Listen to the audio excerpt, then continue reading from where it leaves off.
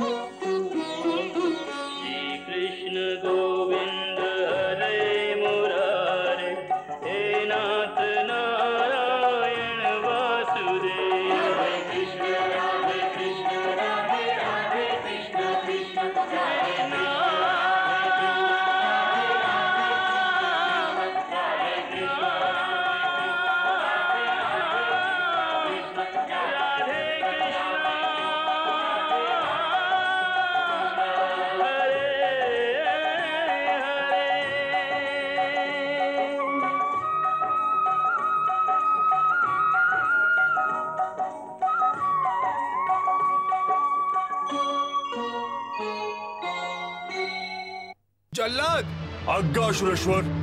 এই অপরাধীকে মৃত্যুদণ্ড দেওয়া হোক। যা আজ্ঞা সুরেশ্বর।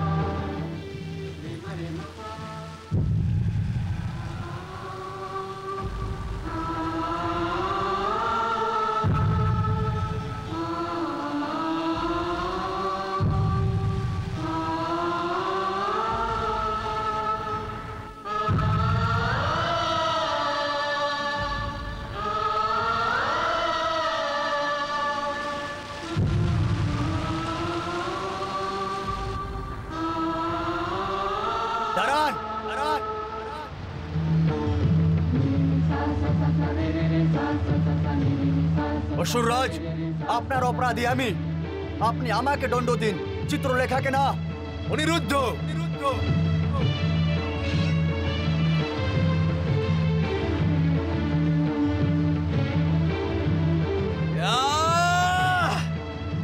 না।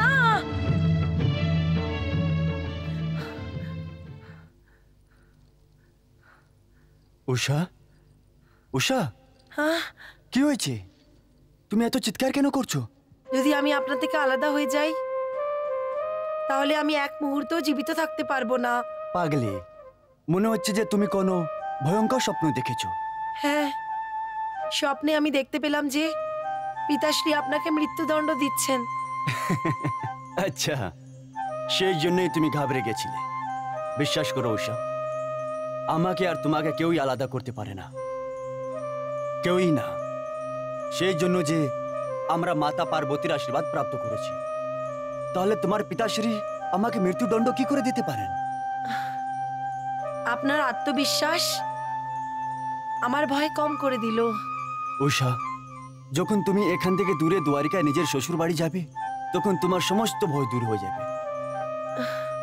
জানি না ওই শুভ মুহূর্ত কখন আসবে। আসবে প্রিয়, শীঘ্রই আসবে। হে প্রাণেশ্বর, পিতাশ্রীর বিশ্বাস যে আপনি শোনিতপুরেই আছেন, সেই জন্যই তো উনি চিত্রলেখাকে খুব জিজ্ঞাসাবাদ করছিলেন। কিন্তু চিত্রলেখা একদম ভয় পায়নি, আরো কিছুই বলেনি। চিত্রলেখা এটাও বলেছিল যে এখন ওর প্রাণ বিপদে পড়ে আছে। তুমি বড় ভাগ্যশালী উষা। যে তুমি চিত্রলেখার মতন সখী পেয়েছো। তা না হলে কে কার জন্য প্রাণের বাজি লাগায়। দেবর্ষি নারদের মতন চিত্রলেখাও এই পরামর্শ দিয়েছে যে নগরের বাইরে যে শিব মন্দির আছে আমরা যে কোনো ভাবে ওখানে যেন চলে যাই, তো ওখান থেকে দ্বারিকা যাওয়া খুব সহজ হয়ে যাবে। কিন্তু আমি এখান থেকে কি করে যেতে পারবো? যদি আপনি একলা দ্বারিকা যেতে চান তো যেতে পারেন। আমি দ্বারকায় তোমাকে নিয়েই যাব, একলা না। আর এই সম্বন্ধে আমি তোমার মুখ থেকে শুধু হ্যাঁ শুনতে চাই। তুমি শীঘ্র, অতি শীঘ্র তোমার পিতাশ্রী থেকে মন্দির যাওয়ার জন্য আজ্ঞা নাও। নারায়ণ নারায়ণ। দেবর্ষি, প্রভুর এই নাটকের সূত্রধারের ভূমিকা আপনি অনেকই ভালোভাবে পালন করছেন। এর মধ্যে আমার কোনো দখল নেই দেবী। আসলে প্রভু তো নাটকের রচনা এইভাবেই করে দিয়েছেন যে নাটকের প্রত্যেকটা পাত্র নিজের ভূমিকা অনেক সুন্দরভাবে নাটকীয় নেভাচ্ছে। হ্যাঁ দেবর্ষি, এই দেখুন, প্রভুর এই উষা অনিরুদ্ধ নাটকের নাটকীয়তার রঙও কত অদ্ভুত। ওই দেখুন দেখুন, বানাসুরের নাটকীয়তায় অহংকার, আত্মবিশ্বাস, দ্বেষ আর ক্রোধের রং ভরে আছে। হ্যাঁ দেবী, এইদিকে অনিরুদ্ধ এবং উষার ভূমিকাকে প্রভু প্রেমের পাক্কা রং দিয়ে রঙিন করে দিয়েছেন। হ্যাঁ দেবর্ষি, সাথে সাথে এই নাটকে মায়া এবং চমৎকারও আছে, কৌতূহল এবং চিন্তাও আছে। প্রভু আপনি ধন্য। এখন কৌতূহল তো এটা বেঁচে রয়েছে যে অনিরুদ্ধ এবং উষার শিব মন্দির যাওয়ার পর কি হবে। দেবঋষি, এখন এই নাটকের শেষ পর্ব আরম্ভ হয়ে গেছে। বাণাসুর শিব ভগবান থেকে মহাযুদ্ধের বর চেয়েছিল। ওই বর প্রাপ্ত করার সময় এখন এসে গেছে। বাণাসুরের অহংকার যে অদৃশ্য সহস্রবাহু ধারণ করেছে, ওকে নষ্ট করার সময় এসে গেছে। চিত্রলেখার সমর্পণকে নয় দেওয়ার সময় এসে গেছে। আর উষা অনিরুদ্ধর প্রেমের সফলতার সময়ও এসে গেছে। নারায়ণ নারায়ণ। দেবঋষি, দেবী, সময় বড়ই শক্তিশালী হয়। ঘটনার সময় নিশ্চিত, সেই জন্য সময়ের আগে কিছুই হতে পারবে না। সময়ের চক্র নিজের গতিতে চলে, ওর মধ্যে কেউ হস্তক্ষেপ করতে পারে না। যে নিজেকে সময় থেকেও বেশি শক্তিশালী মনে করে আর যে ব্যক্তি মূর্খ হয়ে সময়ের গতিচক্রকে থামাবার চেষ্টা করে, ওই সময়েরই গতিচক্রে ফেসে গিয়ে নষ্ট হয়ে যায়। বাহ, আহা। সময় নিশ্চিত সময়েই নিজের চমৎকার দেখায়, আর সময়ের সম্মুখে সবার মাথা নত হয়ে যায়। দেবী, দেবঋষি, আপনারা দুজনই জানেন সময় আমারই অবতার। আমি সময়, ভূত আমি, বর্তমান আমি, আর ভবিষ্যতেও আমি। আমি কালকেও ছিলাম, আজকেও আছি, আর কালকেও থাকবো। কিন্তু বাণাসুর ইত্যাদি কেউই থাকবে না। সময়ের ধারায় সবাই প্রবাহিত হয়ে যাবে। বাণাসুরের মতো অহংকারী সময়ের গুরুত্ব জানে না। সেই জন্যই সময়কে আহ্বান করে বাণাসুর উষাকে শিব মন্দিরের দর্শন করার অনুমতি অবশ্যই দেবে। প্রণাম মহারাজ, প্রণাম পিতাশ্রী। আমার জন্য কি আজ্ঞা মহারাজ? তুমি চাইছো যে উষা দেবাদিদেব শিবের দর্শনের জন্য শিব মন্দির যাক? হ্যাঁ মহারাজ, মন্দিরের পবিত্র বায়ুমণ্ডলে পা রাখতেই মন দিব্য তৃপ্তি প্রাপ্ত করে। তুমি যদি চাও তাহলে উষাকে আজই শিব মন্দিরে নিয়ে যেতে পারো। হ্যাঁ চিত্রলেখা, তুমি স্বয়ং গিয়ে রাজকুমারী উষাকে এই শুভ বার্তা শুনিয়ে দিয়ে এসো। আজকে বরং এখনই আর এই মুহূর্তে ও শিব মন্দিরে যেতে পারে। যথা আজ্ঞা মহারাজ। চিত্রলেখা, কিন্তু একটি কথা মনে রেখো যে উষাকে রাজমহলে ফিরে আনার দায়িত্ব তোমার হবে। হঠাৎ করে মহারাজ আমাকে উষাকে নিয়ে শিব মন্দিরে যাওয়ার আজ্ঞা কেন দিচ্ছেন? অবশ্যই এর মধ্যে মহারাজ বানাসুরের কোনো কুটিল চাল হবে। চিত্রলেখা, আমি চাই যে শিব মন্দিরের পবিত্র বায়ুমণ্ডলে পা রাখার সঙ্গেই উষাকে দিব্য তৃপ্তি এবং শান্তি প্রাপ্ত হোক। অবশ্যই মহারাজ। প্রণাম মহারাজ। প্রণাম বেঁচে পিতাশ্রী। থাকো। মহামন্ত্রী, চিত্রলেখার মনে বিদ্রোহের যে বিচার জন্ম নিয়েছিল ওসব আমিও শুনেছি। হ্যাঁ মহারাজ, আমিও চিত্রলেখার মনে উকি মেরে দেখে নিয়েছি। ভীষণ উথাল পাতাল হচ্ছে, কিন্তু আমার দুঃখ হচ্ছে মহারাজ, আমার রক্ত আমার সাথে বিদ্রোহ করছে। মহামন্ত্রী, আমি বুঝতে পারছি আপনি একজন দেশভক্ত, সুতরাং এই সব দেখে আপনার বিচারে কি ধরনের ঝাড় চলছে। মহারাজ, মহামন্ত্রী, আপনি আমার এই বেদনাকে ভালোভাবেই জানেন, ঠিক ওইভাবে যেভাবে আমি আপনার বেদনাকে জানি। হ্যাঁ মহারাজ, আমাদের দুজনের মনের করুণা এবং বেদনা এক সমান। মহারাজ, আমরা দুজন এমন পুত্রীদের পিতা যে নিজের পিতার সাথেই বিদ্রোহ করছে। ভুলে যাও মহামন্ত্রী পিতা এবং পুত্রীর সম্বন্ধকে, কারণ দুর্ভাগ্যবশত আমরা রাজ্যের শাসক। শাসকের কোনো সম্পর্ক হয় না মহামন্ত্রী, শাসকের সম্বন্ধ শুধু রাজ্যের স্বার্থের জন্যই হয়। হ্যাঁ মহারাজ, আপনি সত্যিই বলেছেন, শাসকের বুকে তো হৃদয় থাকাই উচিত নয়। আমি জানি মহারাজ, ভালোভাবেই জানি। আপনিও আমারই মতো নিজের মন এবং নিজের আবেগের গলা রুদ্ধ করে দিয়েছেন। মহারাজ, এখন এই হৃদয়ে দয়া, স্নেহ, সহানুভূতি আর প্রেম কিছুই অবশিষ্ট নেই। মহারাজ, আমি শেষ পরিণামের জন্য তৈরি আছি। আমি তৈরি আছি মহারাজ। মহামন্ত্রী কুমান্ড, আমি আপনার জন্য গর্বিত, গর্বিত মহামন্ত্রী। প্রকট হয়ে যাও ময়াসুর, প্রকট হয়ে যাও। আমি বানাসুর তোমাকে আদেশ দিচ্ছি, প্রকট হয়ে যাও।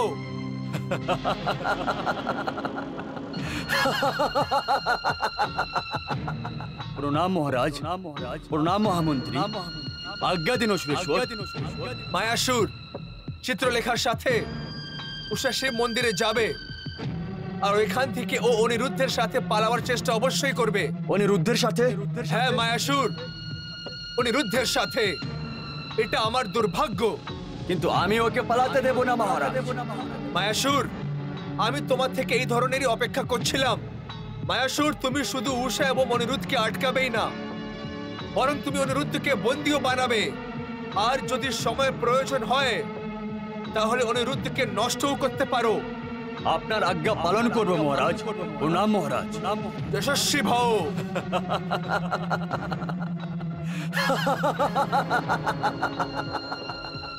মহামন্ত্রী কুমান্ড। বলুন মহারাজ, কি আজ্ঞা আছে? মহামন্ত্রী, আপনার এবং আমার পুত্রী আমাদের চোখে ধুলো দিতে চাইছে, কিন্তু ওরা এটা জানে না যে ওরা নিজেই নিজের জালে ফাঁসতে যাচ্ছে।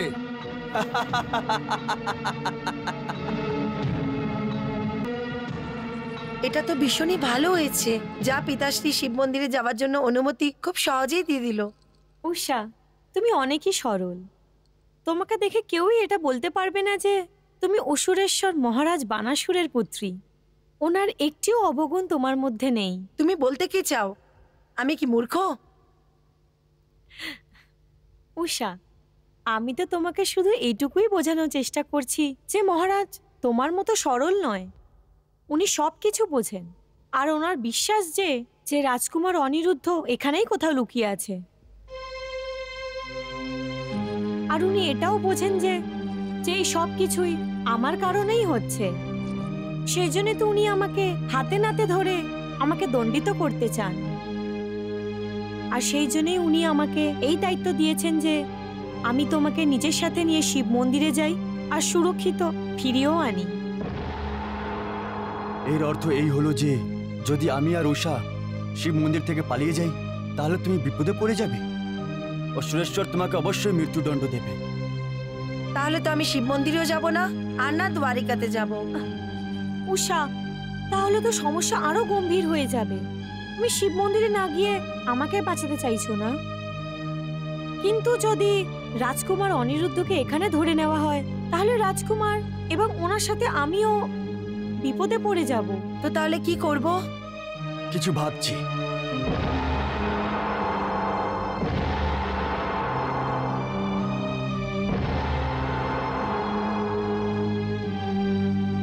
এই ভীষণ বিপদে পড়ে তো ভাবাও কঠিন হয়ে গেছে। তুমি ঠিক বলছো চিত্রলেখা, আমরা তো চারদিক দিয়ে আটকে পড়েছি। এখান থেকে বাইরে বেরোবার রাস্তাও বুঝতে পারছি না আমরা। ও তো আমি খুঁজে বের করে নিয়েছি। তাহলে আমাদেরও তো বলুন। হ্যাঁ রাজকুমার অনিরুদ্ধ, আমাদেরও বলুন। এই সমস্যা থেকে বেরোনোর জন্য আপনি কি উপায় খুঁজে বার করেছেন? বলবো বলবো, কিন্তু এত তাড়াতাড়ি না। তো তাহলে কবে বলবেন? প্রথমে শিব মন্দিরে যাবার জন্য পালকির তো ব্যবস্থা করো। আমি বুঝে গেছি, আপনি পালকিতে লুকিয়ে আমার সঙ্গে যাবেন। রাজকুমারী উষার জন্য এই মুহূর্তে পালকির ব্যবস্থা করো। জো আজ্ঞাও সুরেশ্বর। তুমি যেতে পারো ভূতনাথ। অসুরেশ্বর, অনিরুদ্ধ খুবই চালাক, খুবই চালাক অসুরেশ্বর। না কুমার, ও চালাক না, ও মূর্খ। এটা আপনি কি বলছেন অসুরেশ্বর? যে আজ পর্যন্ত আমাদের সবার চোখে ধুলো দিয়ে এসেছে সেই অনিরুদ্ধ মূর্খ কি করে হতে পারে? না কুমার, ও মূর্খই। যে স্বয়ং মূর্খ হয় ওরা অন্য কেউ মূর্খই বোঝে কুমার। অসুরেশ্বর, আপনিও তো অনিরুদ্ধকে মূর্খ মনে করছেন, তাহলে এর অর্থ এই হলো যে মহামন্ত্রী কুমার, ক্ষমা করুন অসুরেশ্বর। আজে বাজে কথা বলে আমার ক্রোধের শক্তিকে নষ্ট করো না। যাও আর পালকির শিব মন্দিরে পৌঁছাবার আগেই পথে দাঁড় করিয়ে ওর তালাশি নাও আর অনিরুদ্ধকে বন্দি বানিয়ে আমার চরণে ফেলে দাও। আমি শত্রু পুত্রের মাথাকে নিজের পা দিয়ে লাথি মারার জন্য অস্থির হয়ে আছি। যাও। যথা আজ্ঞা অসুরেশ্বর।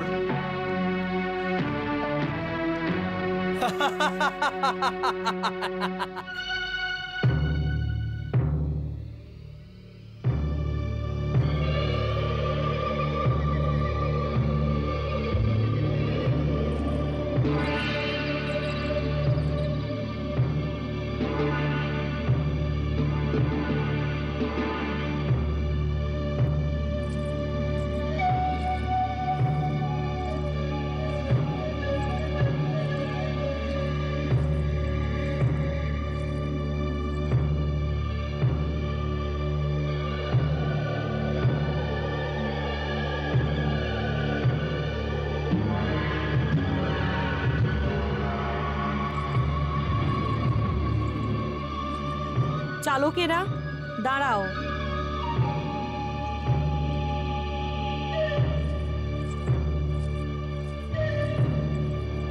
উষা, কি হয়েছে চিত্রলেখা? পালকি কেন দাঁড় করিয়ে দিলে? সামনে অনেক সংকট মনে হচ্ছে। প্রহরীদের চোখ এড়িয়ে এখানে অবধি পৌঁছে গেছি, কিন্তু এখন আগে অনেক বেশি কঠিন পাহারা। এবার কি হবে? রাজকুমারকে ওরা ঘিরে না নেয়? ওনার নামই নিও না। যদি নিতে চাও তাহলে ভগবানের নাম নাও।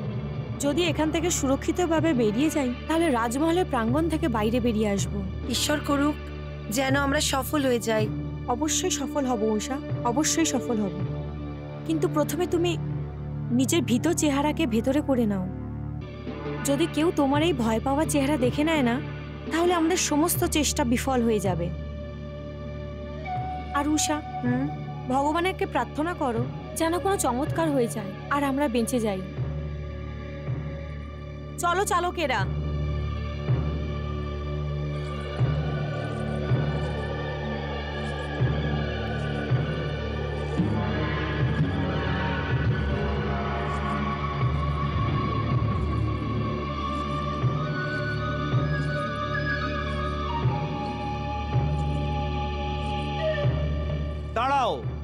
পালকি নিচে রাখো। আমাদেরকে পালকির তালাশি নিতে হবে।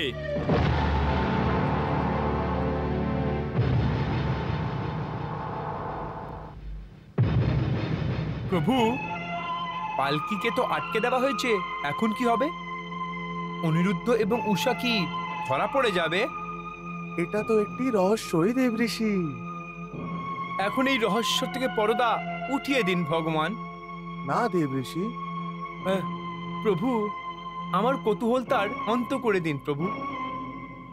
এখন পর্যন্ত আপনার এই নাটক নতুন নতুন রং দেখিয়েছে, কিন্তু কৌতূহলের এই মুহূর্তে মন অস্থির হয়ে যাচ্ছে।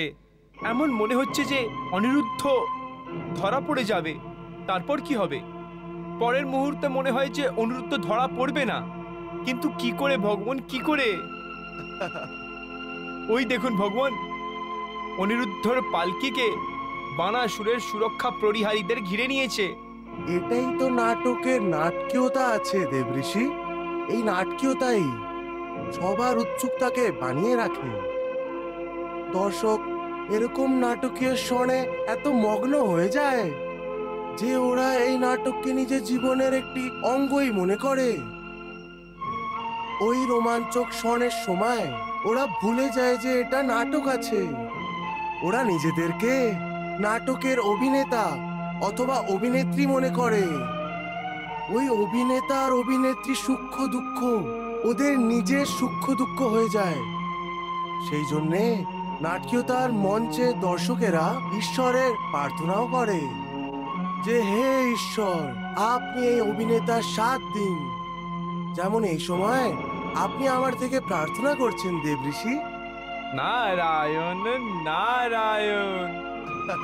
দেবঋষি, যেমন কি আমি আপনাকে আগেই বলেছিলাম যে নাটক জীবনেরই প্রতিবিম্ব হয়। জীবন একটি রহস্য আছে, নাটকও তো একটি রহস্যই আছে। হ্যাঁ, নাটকও জীবনের মতোই প্রভাবী হয়। যখন মৃত্যুর বাণ জীবনের প্রভাব আটকে দেয় তখন জীবন সমাপ্ত হয়ে যায়, আর যখন নাটকের ওপরে পর্দা ফেরানো হয় তখন নাটক সমাপ্ত হয়ে যায়। নাটকের নাটকীয়তা দর্শকের বুককে ধড়পড় ধড়পড় করে দেয়। জীবনে এরকম অনেক ঘটনা ঘটে যে নাটকের নাটকীয়তা থেকেও বেশি নাটকীয় হয়। আপনি যে দেখছেন দেবঋষি, ওটা জীবন, যেটা কোনো নাটক থেকেও বেশি রোমাঞ্চক আছে। আপনার লীলা ধন্য প্রভু। দেবঋষি, এই সময় তো উষা, চিত্রলেখা আর অনিরুদ্ধ লীলা করছে।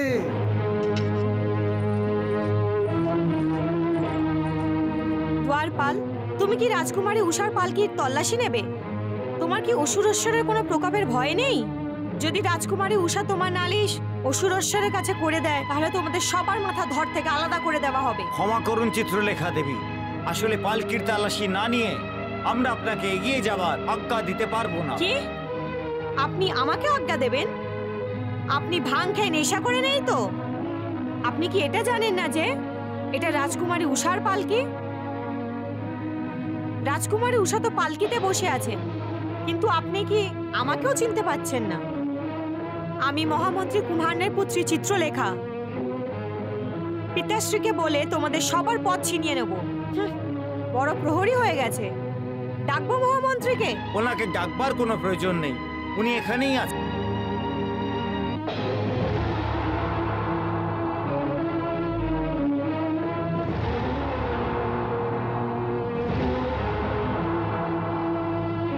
কি ব্যাপার চিত্রলেখা পুত্রী? পিতাশ্রী, আপনি? ভালো হয়েছে পিতাশ্রী যে আপনি এখানে এসে গেছেন। দেখুন না, এই প্রহরী রাজকুমারী উষার পালকিকে থামাবার সাহস দেখাচ্ছে। ওরা ঠিকই করছে পুত্রী। কিন্তু পিতাশ্রী, রাজকুমারী উষা তো অসুরেশ্বরের পুত্রী। এটা অসুরেশ্বরই আদেশ যে রাজভবন থেকে বাইরে যাওয়া প্রত্যেক ব্যক্তির তালাশি নেওয়া হবে প্রতিবার, আর রাজার এই আজ্ঞা সবার জন্যই সমান হয়। কিন্তু পিতাশ্রী, এইভাবে তল্লাশি নেওয়া তো অপমানজনক। এর মধ্যে অপমানের কোনো প্রশ্নই নেই। এটা রাজভবনের সুরক্ষার প্রয়োজনে, আর পালকির তালাশি দিতে আপত্তিই বা কেন?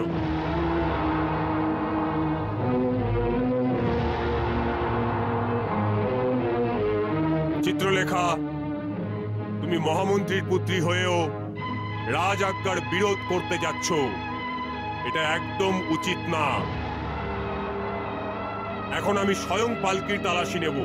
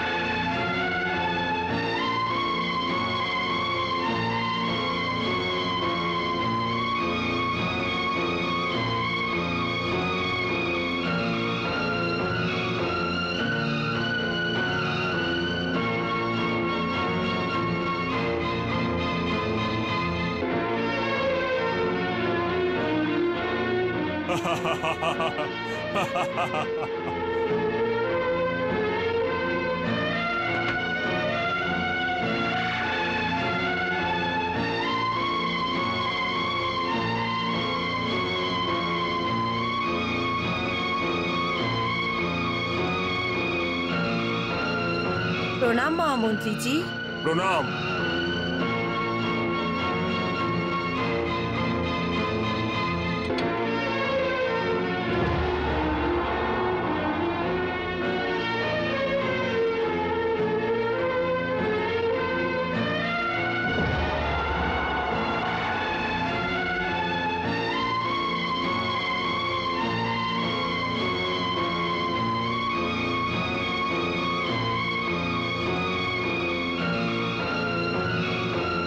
কি হয়েছে পিতাশ্রী? কিছু না। তাহলে এখন আমরা যাই। চলো চালকেরা।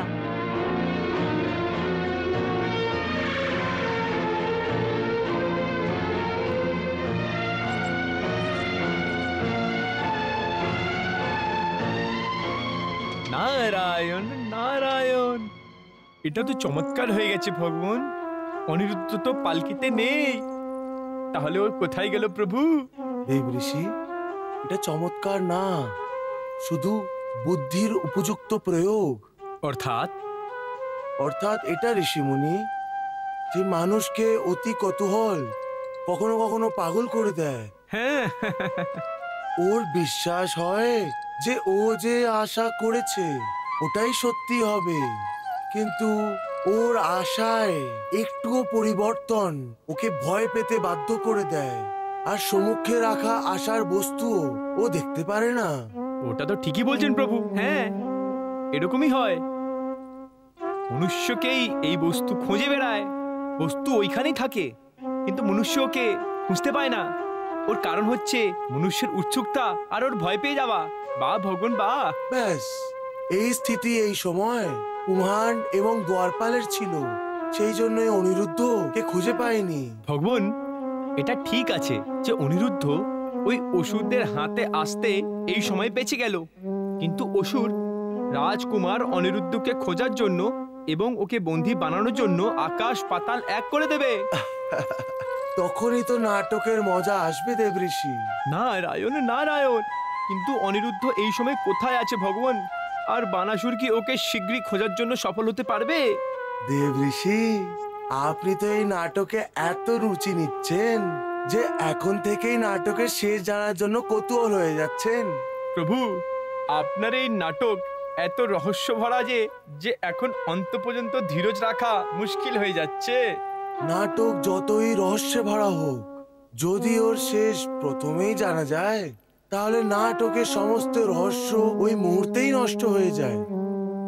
তারপর কি হবে এর মধ্যে দর্শকের আর কোনো রুচি থেকে যাবে না ঋষিবর।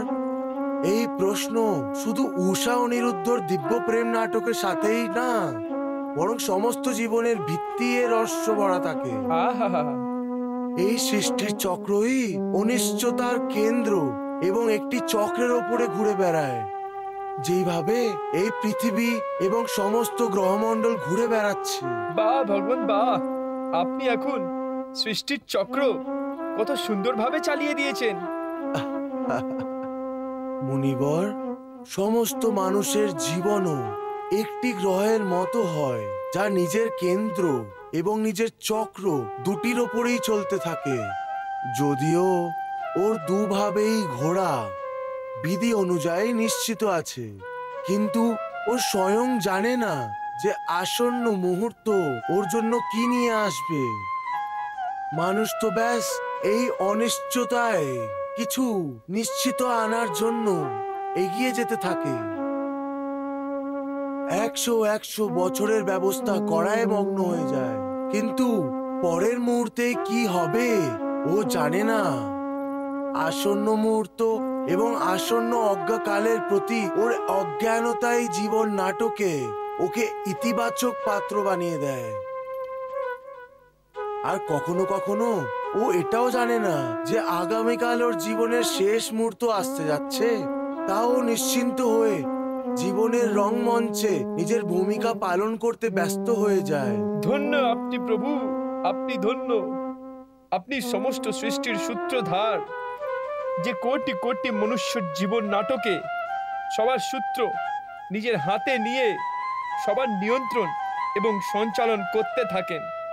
এ সৃষ্টির সূত্রধার, আপনাকে আপনার পরম ভক্ত নারদের কোটি কোটি প্রণাম। এটা কি করে হতে পারে মহামন্ত্রী কুমার? অনিরুদ্ধ আমাদের ছাড়ানো জাল থেকে বাইরে বেরোতেই পারে না। কিন্তু মহারাজ, রাজকুমারী উষার সাথেও ছিল না। আমরা পালকির তালাশি ভালোভাবেই নিয়েছি। অনিরুদ্ধ অবশ্যই আমাদের সাথে কোনো ছল করেছে কুমার। হতে পারে এত এত প্রহরীদের দেখে অনিরুদ্ধ মহলের কোনো কোনায় লুকিয়ে গেছে। অর্থাৎ তুমি এটা বলতে চাইছো অনিরুদ্ধ উষার সাথে যায়নি আর এই রাজমহলের কোনো কোণায় লুকিয়ে আছে? হ্যাঁ মহারাজ, এই মহলে ও রাজকুমারী উষার কক্ষের অতিরিক্ত আর কোথাও সুরক্ষিত থাকতেই পারবে না। মহামন্ত্রী কুমার, ও পলাতক কাপুরুষের নাতি একজন নাবালিক কন্যাকে ঢাল বানিয়ে ওর কক্ষে লুকিয়ে বসে আছে। তাহলে আমি ওই কক্ষকে ওর চিতা বানিয়ে দেব। চলো আমার সাথে। চলুন মহারাজ।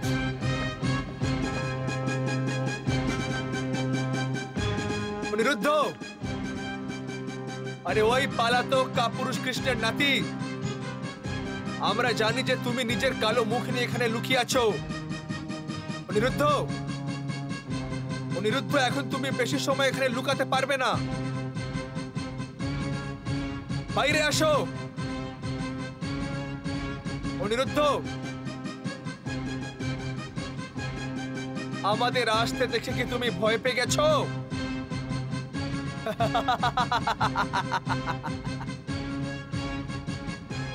অনিরুদ্ধ, তোমার নিঃশ্বাস রুদ্ধ হয়ে গেছে নাকি? অসুরেশ্বর, মনে হচ্ছে ওই কাপুরুষ এইভাবে বাইরে আসবে না। শোনো, কক্ষের প্রত্যেক কোণায় খোঁজো ওকে। আর যদি তোমরা পালাতক কাপুরুষ কৃষ্ণের নাতিকে দেখতে পাও, তাহলে ওকে বন্দি বানিয়ে আমার সম্মুখে নিয়ে আসো। আমি ওর মুখে আমাদের ভয় আর মৃত্যুর ভয় দেখতে চাই। যাও।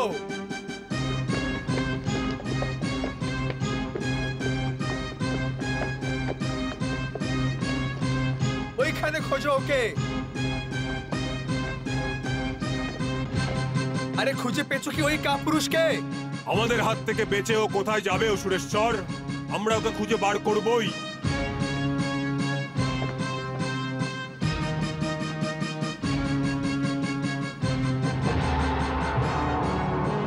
মহারাজ, এই দেখুন।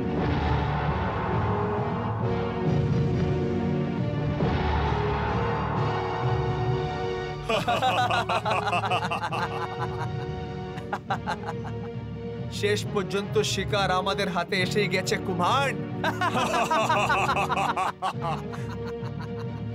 এখনো পর্যন্ত কাপুরুষের মতো লুকিয়ে আছো? বাইরে এসো অনুরোধ।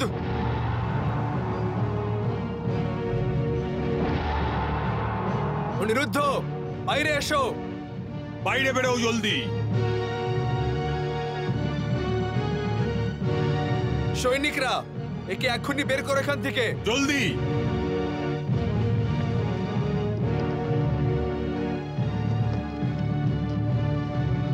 শত্রু যতই চালাক হোক না কেন, বানাসুরের চোখে ধুল দিতে পারে না।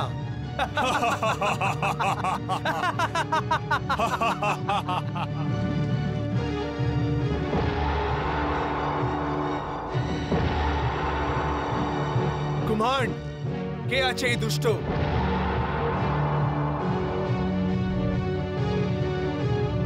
হ্যাঁ অসুরেশ্বর, এ তো পালকি চালক। এর অর্থ যে অনিরুদ্ধ পালকি চালকের পোশাক পরে পালিয়ে গেছে। অনিরুদ্ধ!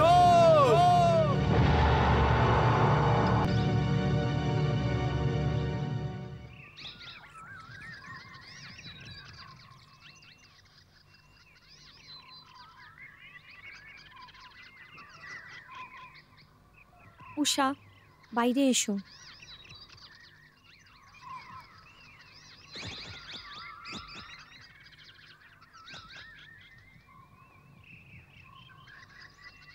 সৈনিকেরা, চালকেরা, এখন আপনারা যান আর গিয়ে বিশ্রাম করুন। চালক, তুমি দাঁড়াও। তোমাকে আমাদের সাথে পুজো সামগ্রী নিয়ে শিব মন্দির যেতে হবে। যাক, আসুন।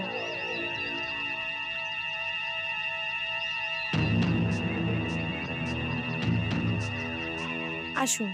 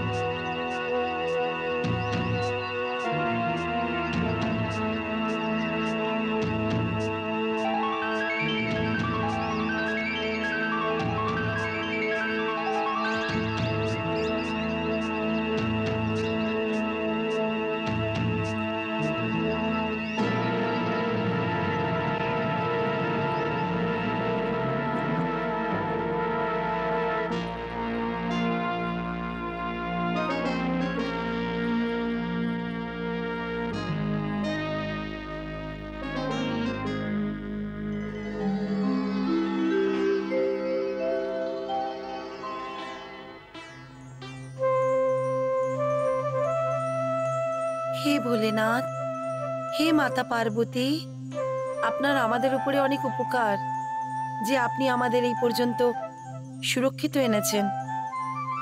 আপনার কাছে আমাদের প্রার্থনা যে আপনি আগেও এইভাবেই আমাদের রক্ষা করতে থাকুন। হে ত্রিনেত্রধারী, হে আদি মাতা পার্বতী, আপনি আমাকে রাজকুমার অনিরুদ্ধ আর রাজকুমারী উষাকে মেলাবার দায়িত্ব দিয়েছেন। আমি আপনাকে বিনতি করছি, আপনি এদের দুজনের মিলনকে শক্তি দেবেন। আর এই ব্যাপারে আমার জন্য যাই যোগ্য সেবা হোক, ওই সুযোগ অবশ্যই আমাকে প্রদান করবেন।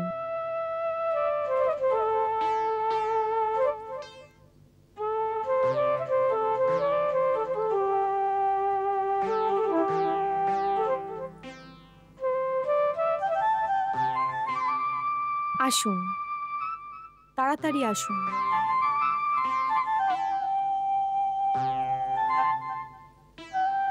রাজকুমার অনিরুদ্ধ, দ্বারিকা যাওয়ার জন্য শিব মন্দিরের পেছনের দিক দিয়ে একটি রাস্তা বনের ভেতরে দিয়ে যায়।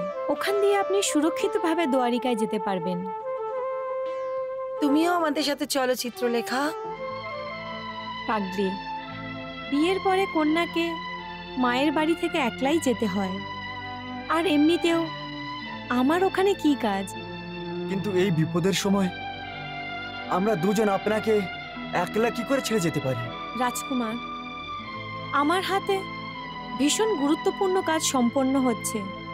যদি আমার প্রাণও বিপদে এসে পড়ে, তার জন্য কোনো চিন্তা নেই। নিজের সখীর জন্য আমি নিজের জীবনও উৎসর্গ করতে পারি। চিত্রলেখা, আমার জীবনকে অর্থ দিয়ে নিজের জীবনকে ব্যর্থ করার কথা বলছো? পাগলি, মাতা পার্বতীর ইচ্ছাকে সার্থক করার জন্যে যদি আমি মরেও যাই, তাহলে আমার জীবন সফল হয়ে যাবে। আর তুমি ওকে ব্যর্থ মনে করছো?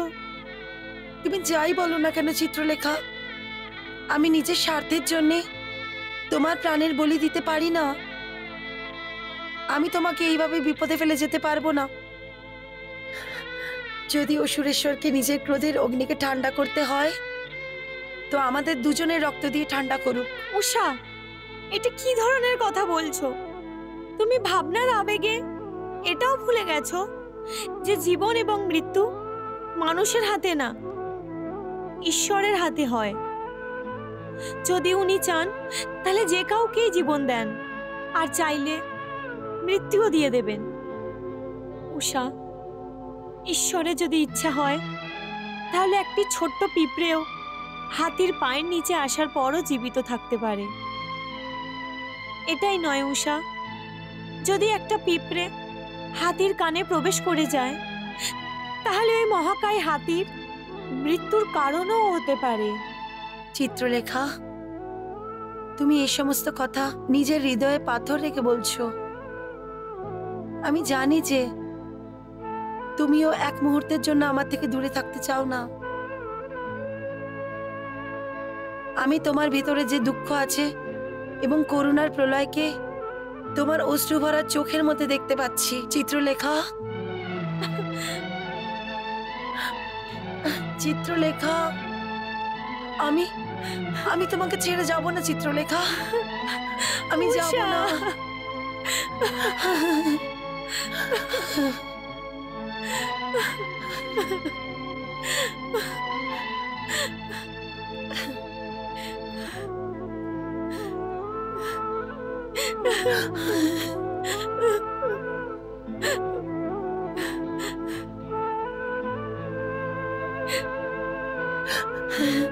না রাজকুমার, একে বোঝান না।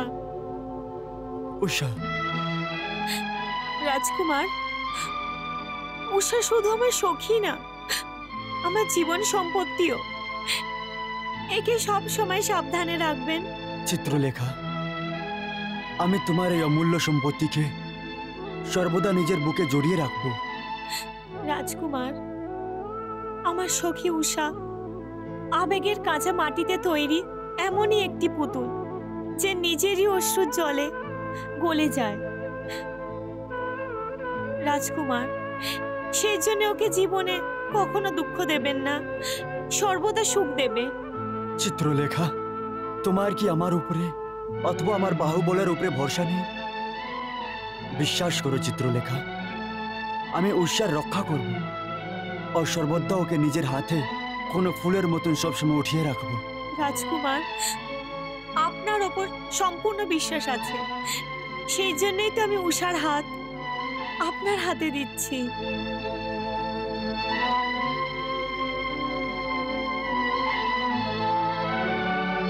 রাজকুমার অনিরুদ্ধ, উষা, এখন আপনারা দুজন এখান থেকে শীঘ্রই চলে যান।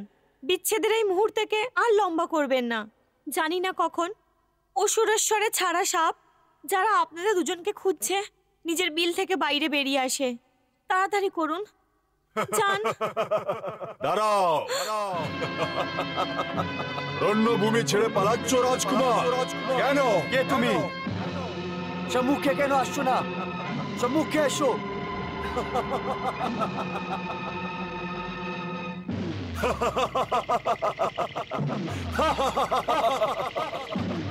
আমাদের রাজ্যে না বলে চলে এসছো।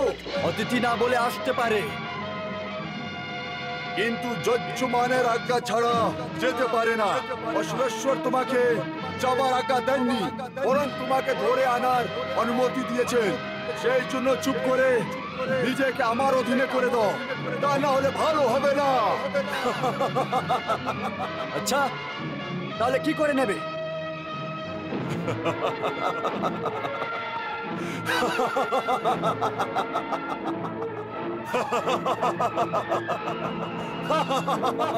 মায়াসুর, মায়াসুর, মায়াসুর?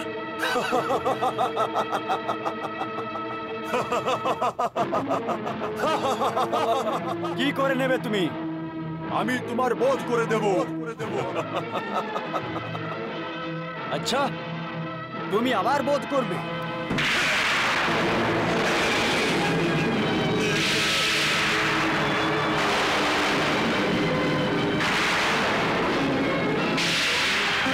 অনিরুদ্ধ,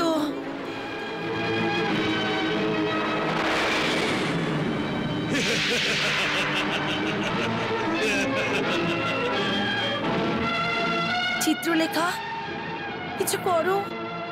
উষা, আমি চেষ্টা করছি উষা।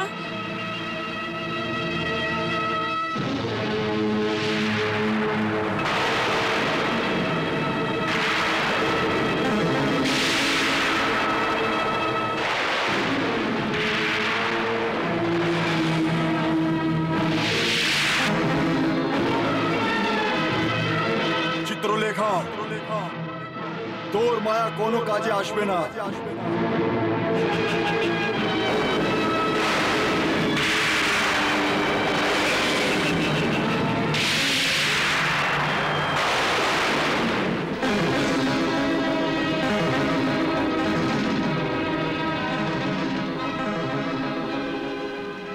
কোথায় গেল অনিরুদ্ধ?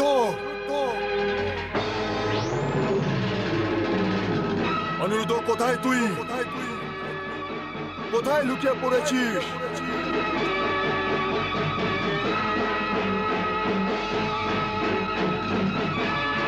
চপলা, নিজের বিল থেকে বাইরে বেরো। চপলা, কোন বিলে লুকিয়ে পড়েছিস তুই?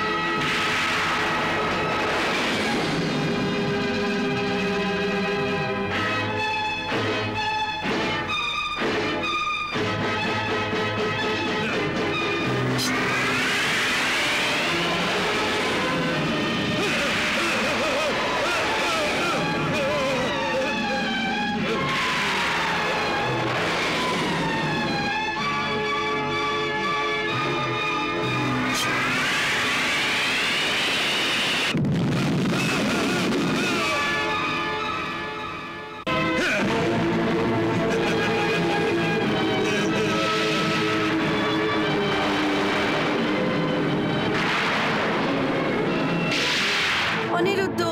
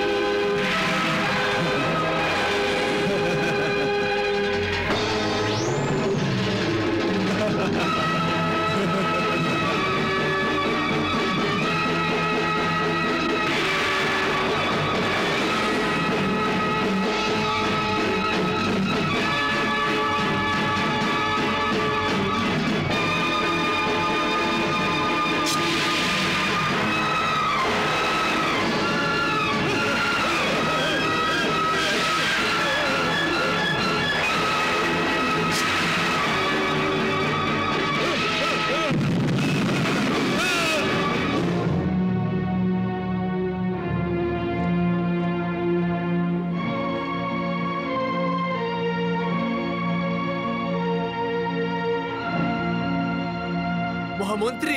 মহারাজ। আপনি শুনেছেন? হ্যাঁ মহারাজ। এটা একটি বিস্ফোরণের আওয়াজ ছিল। এই আওয়াজ আমার ক্রোধকে বাড়াচ্ছে মহামন্ত্রী। এই আওয়াজ আমাকে বলছে যে অনিরুদ্ধ কোনো সামান্য যোদ্ধা নয়। অসুরেশ্বর, অনিরুদ্ধ যত বড়ই যোদ্ধা হোক না কেন, কিন্তু মায়াসুরের সামনে তো ও সামান্যই একজন যোদ্ধা। না মহামন্ত্রী কমান্ড, না। যদি এরকম হতো তাহলে মায়াসুর ওকে বন্দি বানিয়ে আমার সম্মুখে এনে দাঁড় করাতো, কিন্তু এরকম হয়নি। মায়াসুর ওকে বন্দিও বানায়নি, আর নাই বন্দি বানিয়ে আমার চরণে ফেলে দিয়েছে। অসুরেশ্বর, অসুরেশ্বর, অসুরেশ্বর, মায়াসুর, মায়াসুর, মায়াসুর তোমার এই দশা?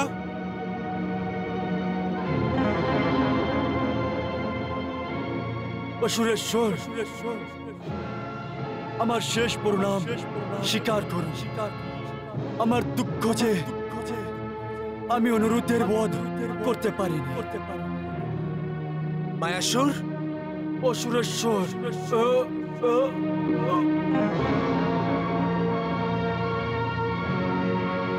ওই দেখুন দাও ভ্রাতা, ওই দেখুন।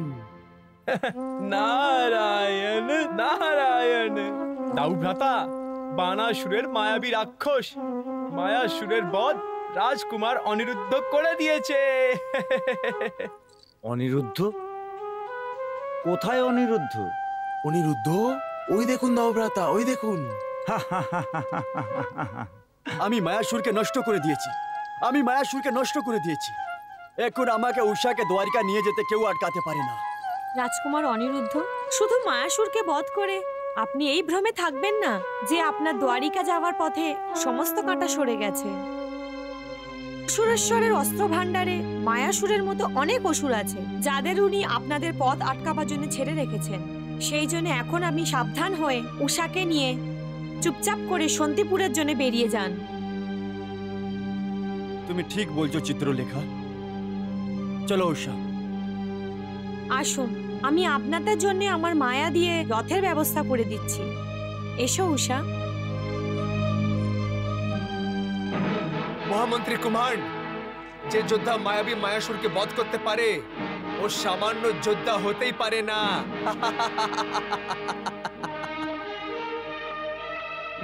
এই ধরনের মহাযোদ্ধার সাথে আমি যুদ্ধ করতে চাই, আর সেটা আজকে পূর্ণ হবে কুমার। আজকে আমার সহস্র বাহু সহস্র ধারণ করবে, এর আমি আনন্দ পাচ্ছি কুমার। আজকে আমার শরীর এবং আমার শস্ত্র শত্রুর রক্ত দিয়ে স্নান করবে, সেই জন্য আমার আনন্দ হচ্ছে কুমার। শিব ভগবানের আশীর্বাদ আজকে সত্যি হচ্ছে, সেই জন্য আমি প্রসন্ন হয়ে গেছি কুমার। কুমার, আমি মহাযুদ্ধ প্রাপ্ত করতে যাচ্ছি, মহাযুদ্ধ প্রাপ্ত করতে যাচ্ছি কুমার। আজকে আমি স্বয়ং অনুরুদ্ধের সাথে যুদ্ধ করব কুমার। যুদ্ধ।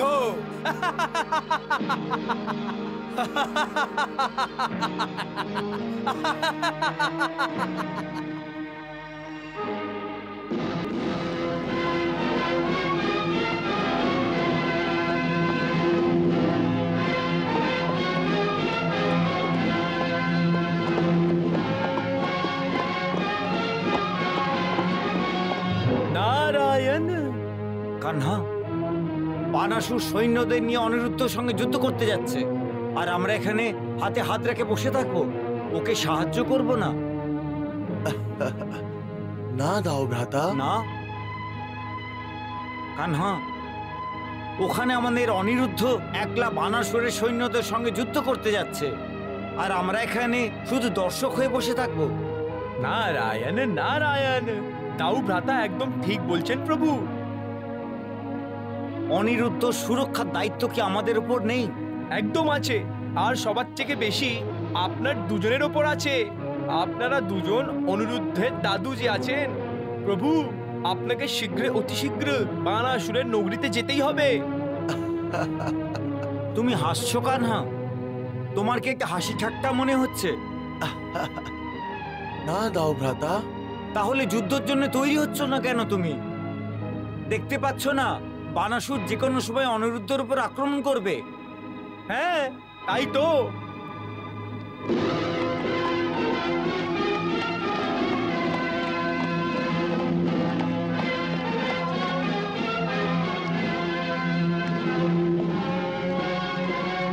নারায়ণ নারায়ণ। দাউ ভ্রাতা একদম ঠিক বলছেন প্রভু। বানাসুর অনিরুদ্ধের সাথে যুদ্ধ করতেই বেরিয়েছে।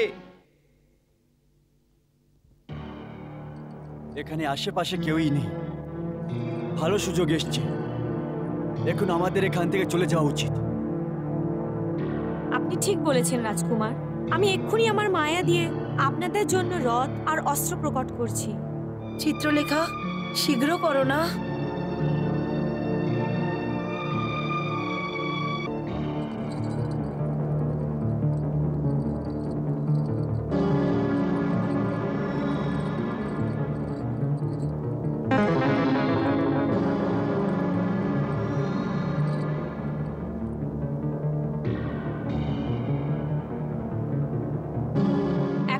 আপনারা দুজন এক্ষুনি এখান থেকে বেরিয়ে যান।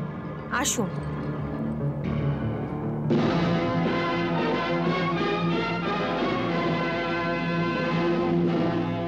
নারায়ণ, অনিরুদ্ধ, কোথায় যাচ্ছেন দাও ভ্রাতা? আমি অনিরুদ্ধ সুরক্ষার জন্য শোনিতপুর যাচ্ছি। দাঁড়ান দাও ভ্রাতা, দাঁড়ান। এখন আমাকে কেউ আটকাতে পারবে না। এটা আপনি কি করতে যাচ্ছেন দাও ভ্রাতা?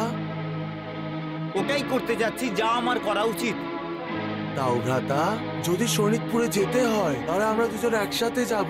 কোনো প্রয়োজন নেই কানহা, তুমি এখানে বসে বসে বাঁশি বাজাও ব্যাস। নারায়ণ, নারায়ণ। প্রভু, দাউ ভ্রাতা রেগে গেছেন। রাগেরই তো কথা বলছে দেবর্ষি। ওখানে বানাসুর যে কোনো মুহূর্তে অনিরুদ্ধের সম্মুখে আসবে। আসতে দিন বারাসুরকে দাউ ভ্রাতা, আসতে দিন। এটা আপনি কি বলছেন দেবর্ষি? হ্যাঁ দাউ ভ্রাতা, যতক্ষণ বানাসুর অনিরুদ্ধের সম্মুখে আসবে না ততক্ষণ অনিরুদ্ধ বানাসুরের বিশাল সেনার ধ্বংস করে দিয়ে থাকবে। আমি সত্যি বলছি না ভগবান? দাও ভ্রাতা, দেব ঋষি একদম ঠিক বলছেন। দাঁড়াও অনুরোধ। অসুরেশ্বর, আপনি? হ্যাঁ চিত্রলেখা, আমি। তুমি কি মনে করেছিলে তুমি যদি লুকিয়ে রাখো বাস্তব লুকিয়ে থাকবে?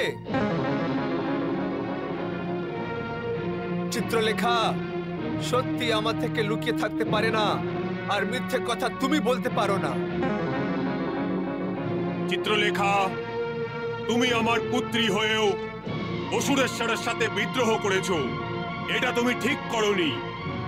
আর উষা, তুমিও আমার সাথে বিদ্রোহ করে ভালো করলে না। আমি কোনো বিদ্রোহ করিনি পিতাশ্রী। চুপ কর অলক্ষী, আমার মাথায় কলঙ্কের কালি পুঁতে যাচ্ছিলিস তুই? এ বানাসুর, তোমার আমার পত্নীর উপরে মিথ্যে দোষারোপ দেওয়ার কোনো অধিকার নেই। অনিরুদ্ধ, উষা তোমার পত্নী কবে থেকে হয়ে গেল? এখন পর্যন্ত আমি কন্যা দান করিনি, আর তোমার জন্য কখনোই করব না। কারণ আমি তোমাকে দানে কন্যা না, মৃত্যু দেব, মৃত্যু। তোমাদের তিনজনকেই মৃত্যু, কারণ তোমাদের তিনজনেরই বেঁচে থাকার অধিকার নেই। এ বানাসুর, তুমি অসুরেশ্বর, ঈশ্বর না। আর জীবন এবং মৃত্যু শুধু ঈশ্বরের হাতে আছে। অনিরুদ্ধ, আমি ঈশ্বরের পুত্র, ঈশ্বরের পুত্র, ভগবান শিব শঙ্করের পুত্র, যার সম্মুখে দাঁড়াবার সাহস এই ত্রিলোকে আর কারোরই নেই। এটা তোমার ভ্রম। হ্যাঁ, বিভ্রান্তি। এ বানাসুর, এর মধ্যে কোনো সন্দেহ নেই যে আজ থেকে আগে যত অসুরেরা ধর্মের পথ ছেড়ে অহংকার এবং ধর্মের মুখোশ পরে বেরিয়েছেন, ওদের ধ্বংস ভয়ঙ্কর ভাবে হয়েছে। আর যেহেতু আপনি ওইসব উন্মাত্ত অসুরদের মধ্যে মহাশক্তিশালী, সেই জন্য আপনার ধ্বংস সবচেয়ে বেশি ভয়ঙ্কর হবে। অনিরুদ্ধ, আমার বধ করার জন্য ঈশ্বরকে স্বয়ং পৃথিবীতে নেমে আসতে হবে। আমাকে নষ্ট করার কথা ছেড়ে দাও, নিজের নষ্ট হওয়ার কথা ভাবো। কারণ তোমাকে নষ্ট করার জন্য ঈশ্বর না, বরং স্বয়ং অসুরেশ্বর বাণাসুর আছে। বাণাসুরের একটি তীর যথেষ্ট। অনিরুদ্ধ, উষা, তোমার ভয় পাবার কোনো প্রয়োজন নেই। চিত্রলেখা, তুমি উষাকে রথ থেকে নিচে নামাও। ঠিক আছে রাজকুমার, এসো উষা।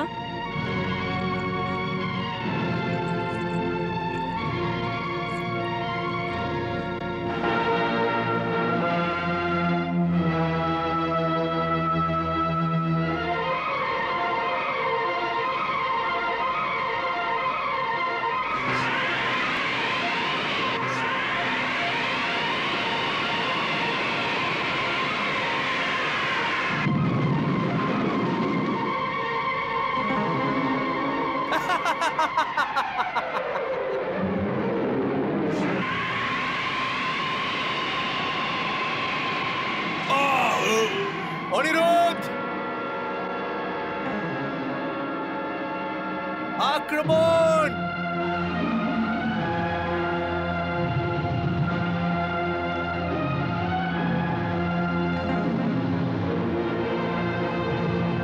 আচ্ছা, এ মায়াবী বিদ্যাও জানে।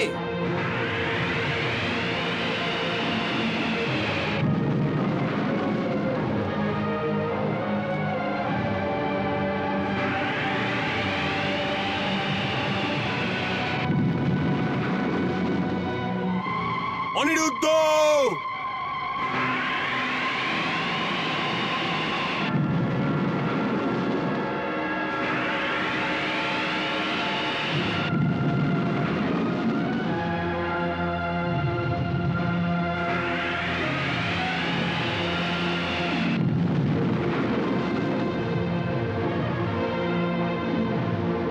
নারায়ণ!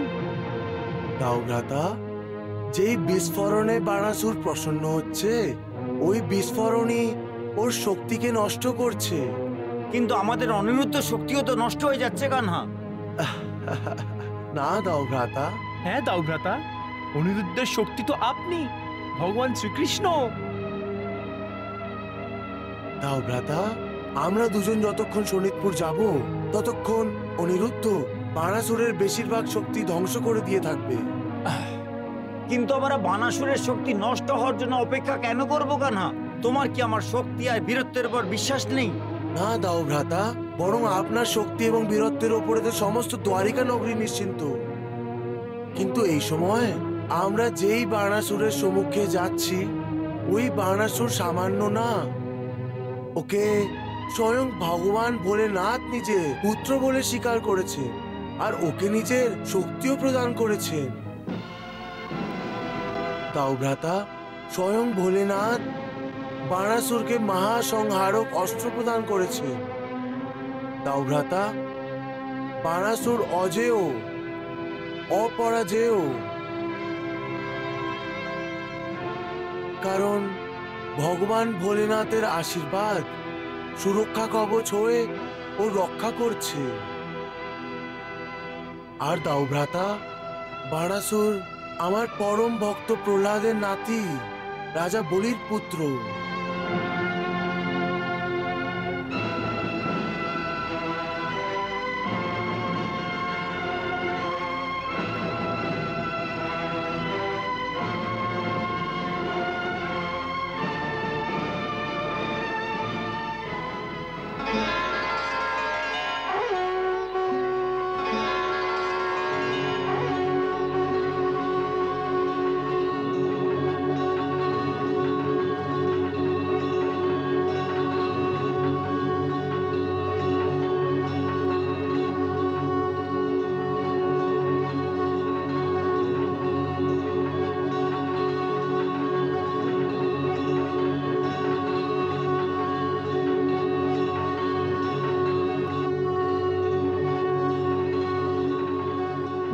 ভালো লোকেদের সুরক্ষা, খারাপ লোকেদের ধ্বংস আর ধর্মের পুনরুদ্ধার করার জন্যেই আমি এই অবতার ধারণ করেছি।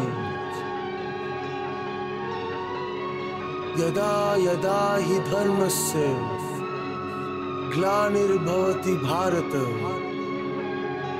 अभ्युत्थानं धर्मस्य तदात्मानं सृजाम्यहम् परित्राणाय साधूनां विनाशाय च दुष्कृतां धर्म संस्थापनार्थाय संभवामि युगे युगे। ধর্মের পুনরুদ্ধার তো হয়ে গেছে,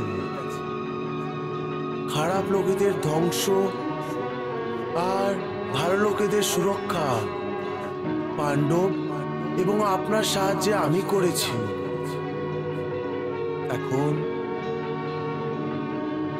আমার এই অবতার নেবার উদ্দেশ্য পূর্ণ হতে যাচ্ছে। পরিত্রাণায় সাধুনাম বিনাশায় চ দুষ্কৃতাম। এখন শুধু একটি কাজ শেষ বাকি আছে। বানাসুর যে এই সময় ধর্ম এবং অধর্মের সীমারেখায় মাঝখানেই দাঁড়িয়ে আছে, ওর অহংকারকে নষ্ট করতে হবে আর ওকে আবার থেকে ধর্মের পথে নিয়ে আসতে হবে। আর এখন এই কাজকে সম্পন্ন করার সময় এসে গেছে।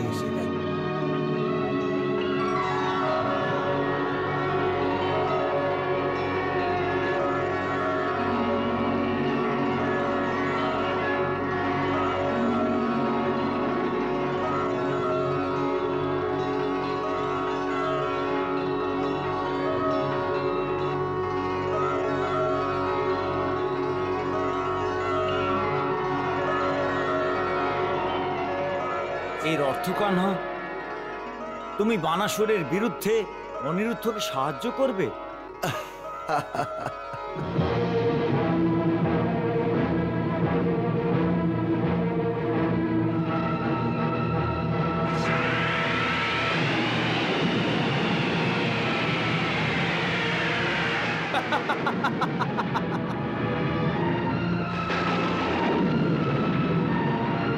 কুমার, এখন অনিরুদ্ধের মায়া নষ্ট হয়ে যাবে।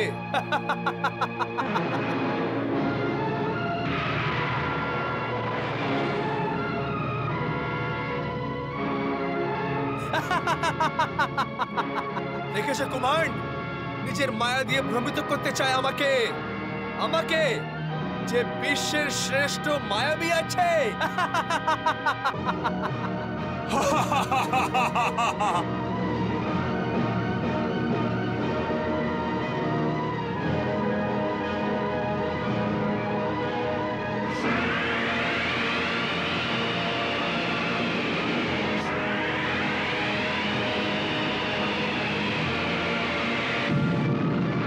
অনিরুদ্ধ!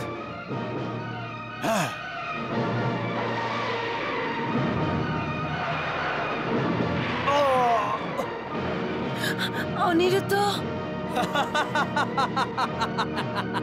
অনিরুদ্ধ, উষা, অনিরুদ্ধ।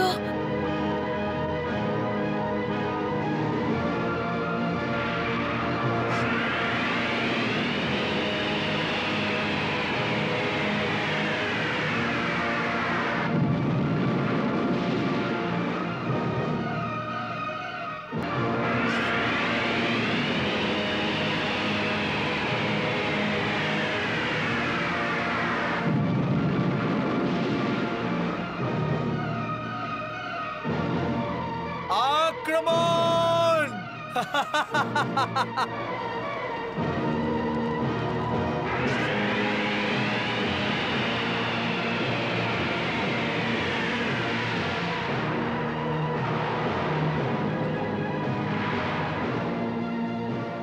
অনিরুদ্ধ!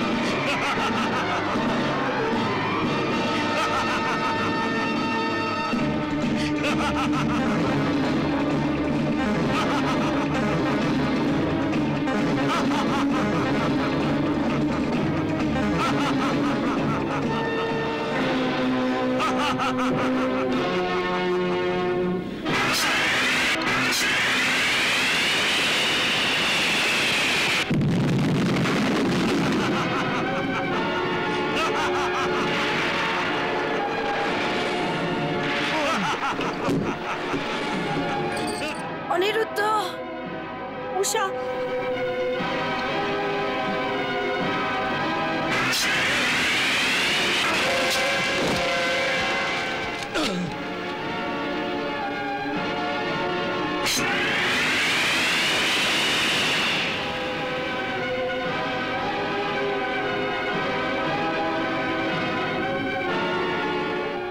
যদি আমি উষার থেকে সত্যি সত্যি প্রেম করে থাকি, যদি আমি আমার মাতার পিতার সত্যি হৃদয় দিয়ে সেবা করে থাকি, যদি আমি ভগবান শ্রীকৃষ্ণের নিষ্কাম আরাধনা করে থাকি, তাহলে আমার এই তীর দিয়ে বানাসুরের মায়া নষ্ট হয়ে যাবে।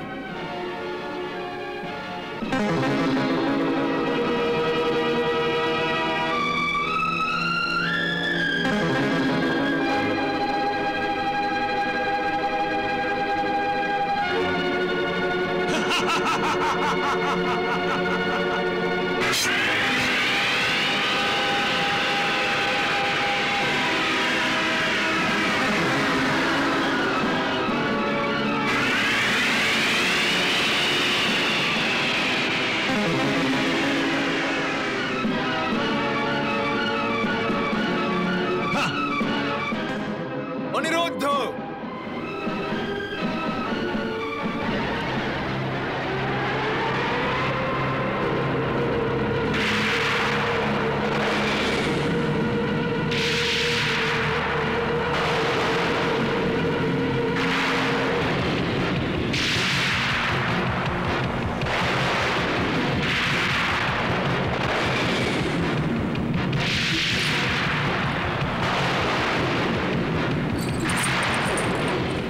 অনিরুদ্ধ, উষা, অনিরুদ্ধ, উষা।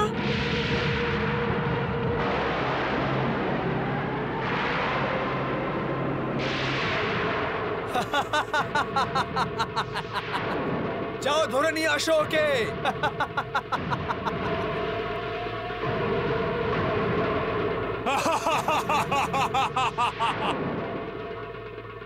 অনিরুদ্ধ,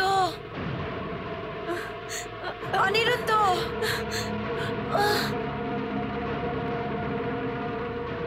নারায়ণ নারায়ণ।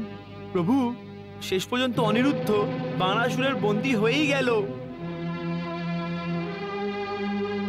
অনিরুদ্ধ, নারায়ণ নারায়ণ। প্রভু, নাটকের নাটকীয়তা তো এখন সব থেকে ওপরে বিন্দুতে পৌঁছে গেছে। নাটকের নায়ককেই খলনায়ক বন্দী বানিয়ে নিয়েছে। এখন কি হবে প্রভু? এখন এই নাটকের সমস্ত সূত্র দাও ভ্রাতার হাতে আছে দেবী। আমার হাতে? হ্যাঁ হ্যাঁ, দাও ভ্রাতা। এখন আমাদের নায়ককে খলনায়কের বন্ধন থেকে মুক্ত করাবার জন্য জীবনের এই মঞ্চে আপনাকে প্রবেশ করতে হবে। তাহলে তো এই নাটকে অবশ্যই কোনো নতুন মোড় আসবে প্রভু। কানহা, কানহা, আমাদের যা কিছু করতে হবে অতি শীঘ্রই করতে হবে, কারণ বানাসুর প্রতিশোধের আগুনে জ্বলে ও অন্ধ হয়ে গেছে, যা কিছু করতে পারে। তাও ভ্রাতার অনুমান ঠিকই আছে প্রভু। ওই দেখুন, দেখুন, বানাসুর অনিরুদ্ধকে বন্দী বানিয়ে কারাগারে দিকে নিয়ে যাচ্ছে।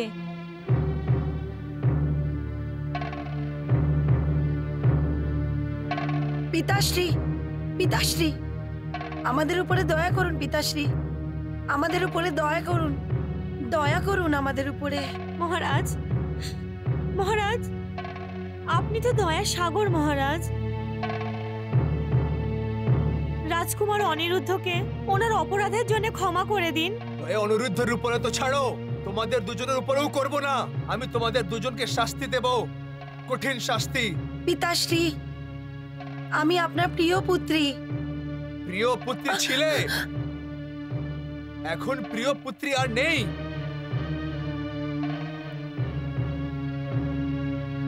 মহারাজ, আর প্রিয় নেই তো কি হয়েছে? উষা এখনো আপনার পুত্রী।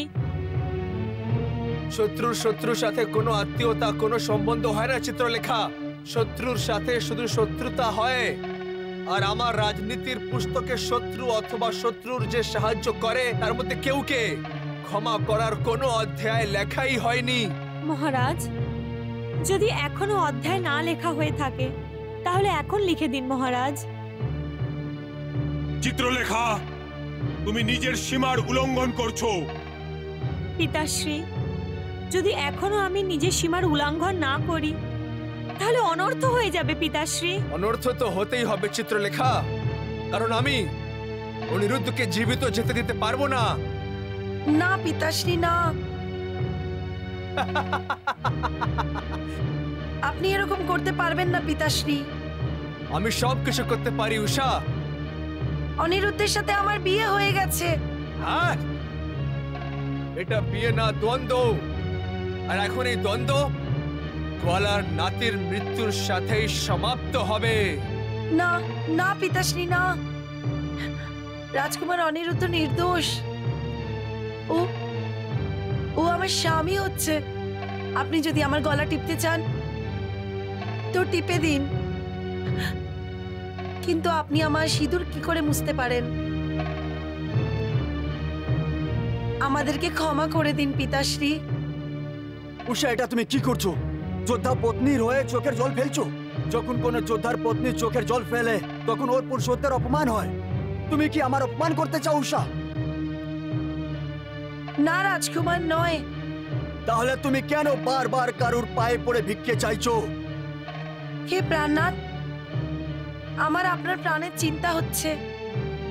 যদি আজকে আমি প্রার্থনা না করি তাহলে আমরা দুজনে সর্বদার জন্য আলাদা হয়ে যাব। উষা, আমরা দুজন স্বামী স্ত্রী হয়ে গেছি, আর আমাদের এই বন্ধন থেকে কেউই মুক্ত করতে পারে না, কেউই না। অসুররাজ বন্যাসুরও না। অনিরুদ্ধ, তুমি আমাকে আহ্বান করছো? কুমার, আজ্ঞা অসুররাজ। এরা তিনজনই রাজদ্রোহী, এদেরকে কারাগৃহে ঢুকিয়ে দাও। যথা আজ্ঞা অসুররাজ।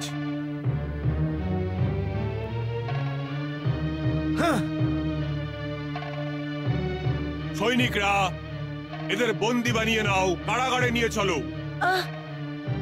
চিত্রলেখা, চলো চলো।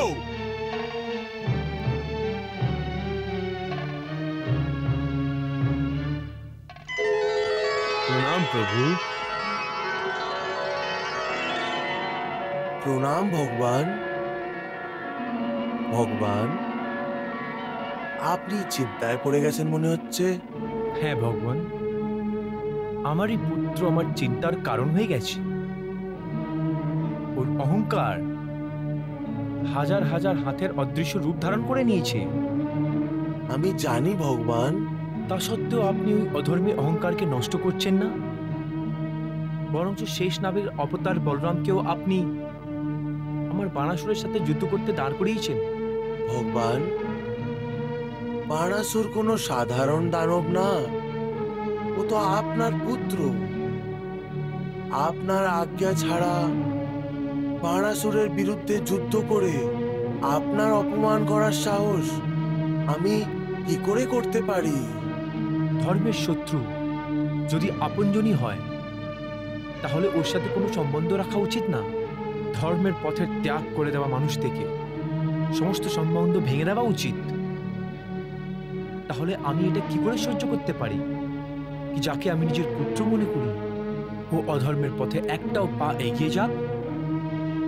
ভগবান, মহাভারত সংগ্রামের সময় আপনি অর্জুনকেও গীতার মাধ্যমে ধর্ম এবং যুদ্ধের এই উপদেশই দিয়েছিলেন। হ্যাঁ ভগবান, কিন্তু মহাভারতের যুদ্ধে যতক্ষণ অর্জুনকে স্বয়ং বিশ্ব পিতামহ নিজের বধ করার আজ্ঞা দেননি, ততক্ষণ অর্জুন নিজের ধনুকের বাণ ছাড়েনি। ঠিক সেইভাবেই বানাসুরের বিরুদ্ধে যুদ্ধ করার জন্য আমিও আপনার আজ্ঞার প্রতীক্ষা করছিলাম। অধর্মকে নষ্ট করার জন্য আর ধর্ম রক্ষা এবং স্থাপিত করার জন্য আপনি মানব অবতার নিয়েছেন। এই সম্বন্ধে যদি আমার সাহায্যের প্রয়োজন পড়ে, তাহলে আমি উপস্থিত আছি এই সব কাজের জন্য। এই বিচার আমার মনে আসা ছাড়া যে বানাসুর আমার পুত্র, ওর অহংকারকে নষ্ট করার জন্য আপনি যা উচিত ভাবেন সেটাই করুন। যেমন আপনার আজ্ঞা ভগবান, যেমন আপনার আজ্ঞা। প্রণাম ভগবান।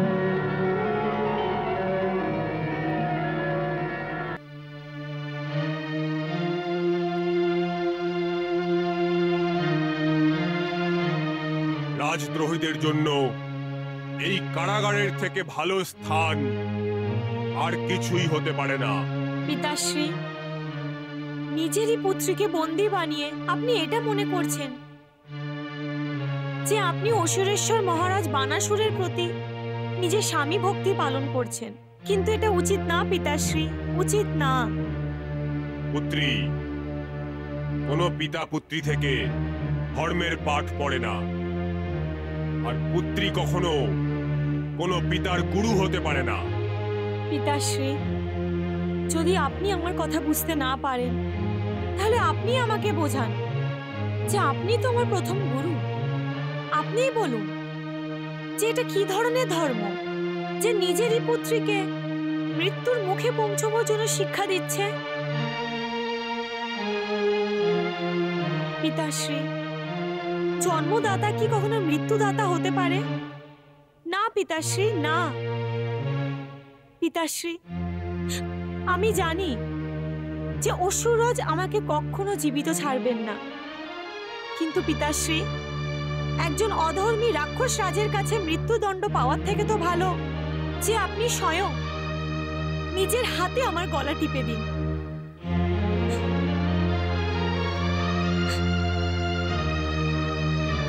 পিতাশ্রী, আমাকে জন্ম দেওয়ার কারণে আপনার যে উপকার আমার উপরে আছে, মৃত্যুর আগে অন্তত সেটা যেন নেমে যায়।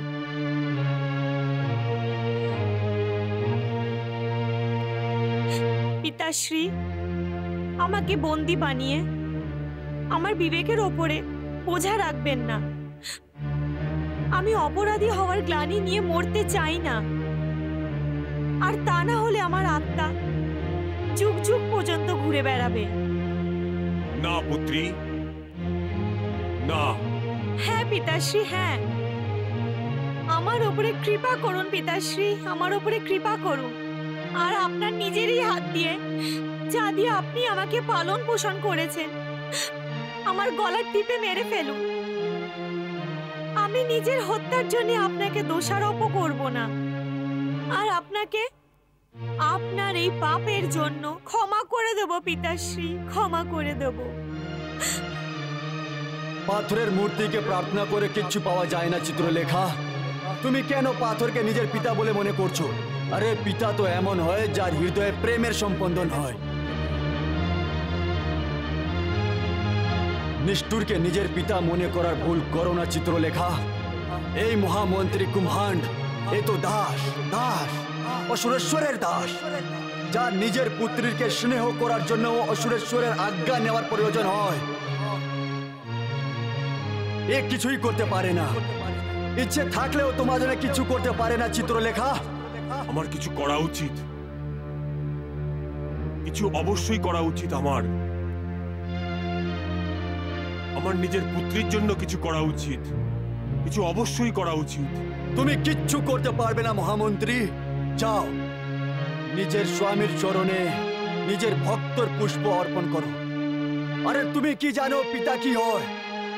আমি কি করব? কি করব আমি কিছুই বুঝতে পারছি না। যদি স্বামী ধর্ম পালন করি তাহলে পুত্রীকে হারিয়ে ফেলব, আর যদি পুত্রী ধর্ম পালন করি তাহলে সমস্ত আয়ু ধরে আমি যে নিজের স্বামীর সেবায় লাগিয়ে দিয়েছি সেই স্বামী ভক্তি হারিয়ে ফেলব। কি করব? কি করব আমি? পুত্রী ভক্তি পালন করব নাকি স্বামী ভক্তি পালন করব? স্বামী ভক্তি পালন করো কুম্ভাণ্ড, স্বামী ভক্তির পালন করো।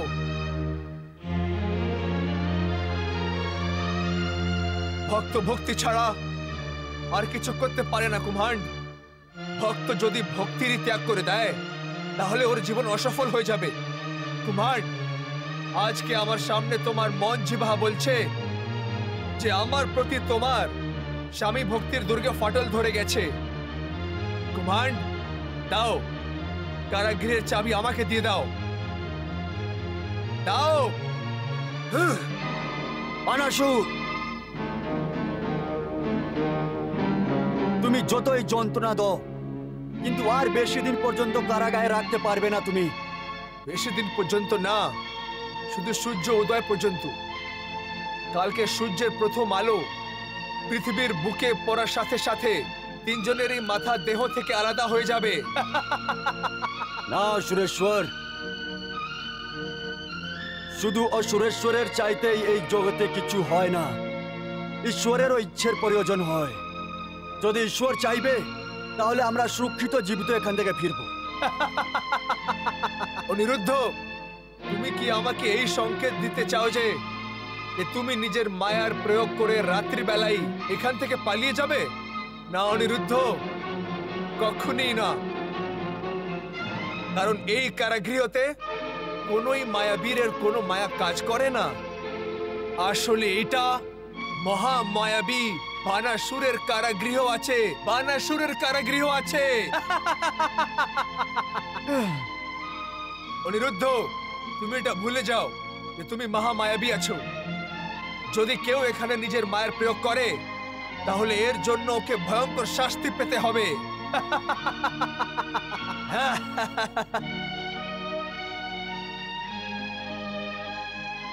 কুম্ভাণ্ড, আমি জানি যে আবেগে এসে তুমি নিজের পুত্রীর প্রতি স্নেহর ভাবনা দেখাবার ভুল করেছিলে, আর এটা ভুলে গেলে যে এরা রাজ্যের বিদ্রোহী আছে।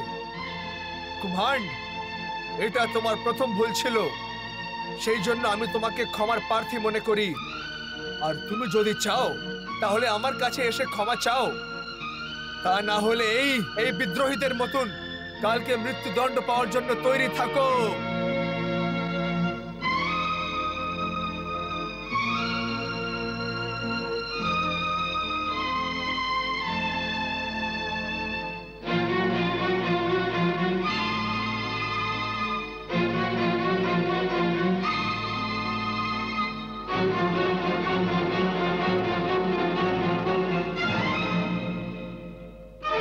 পিতাশ্রী,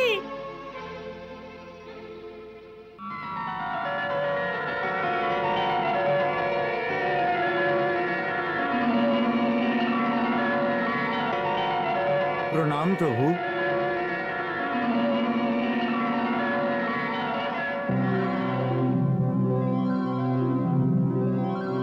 হে মহাবাহ পদ্মনাভ, হে গোবিন্দ, আজ আপনি আমাকে আরো একবার আপনার সেবায় উপস্থিত হওয়ার জন্য সৌভাগ্য প্রদান করেছেন। এর অর্থ এই যে আপনি আমার পিঠে বসে যুদ্ধ করতে যাবেন। হ্যাঁ পক্ষীরাজ, আজকে আবার একটি যুদ্ধ অনিবার্য হয়ে গেছে।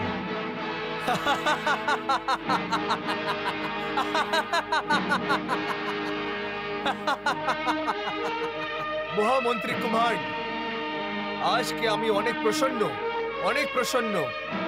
একটি কারণ তো এই যে তুমি আমার কাছে ফিরে এসে গেছো, আর দ্বিতীয় এটা, এখন আমার শীঘ্রই যুদ্ধ প্রাপ্ত হবে। যুদ্ধ।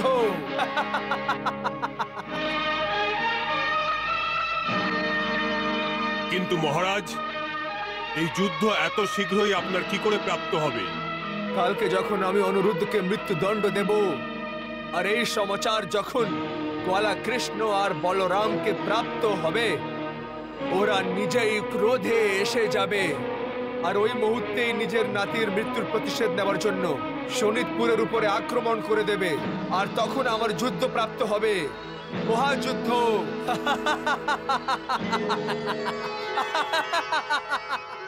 নারায়ণ নারায়ণ, নারায়ণ নারায়ণ।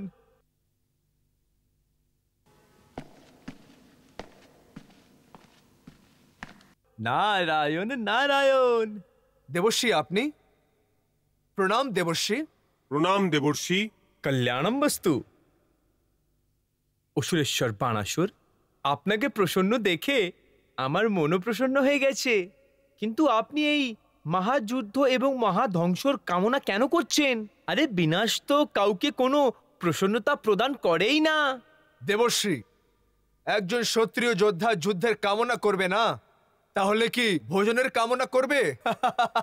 নারায়ণ নারায়ণ।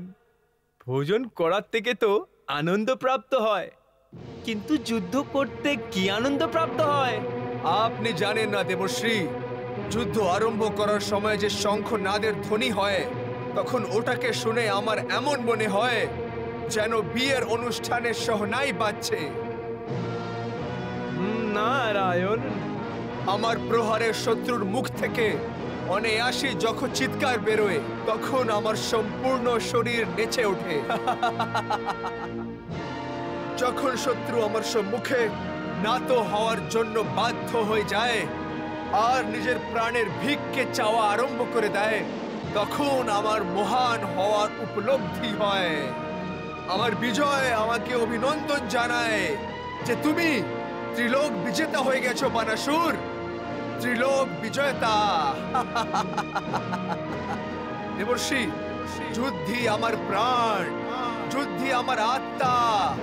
আজ পর্যন্ত যুদ্ধ ছাড়া এই বানাসুর নিষ্প্রাণ ছিল, নিষ্প্রাণ।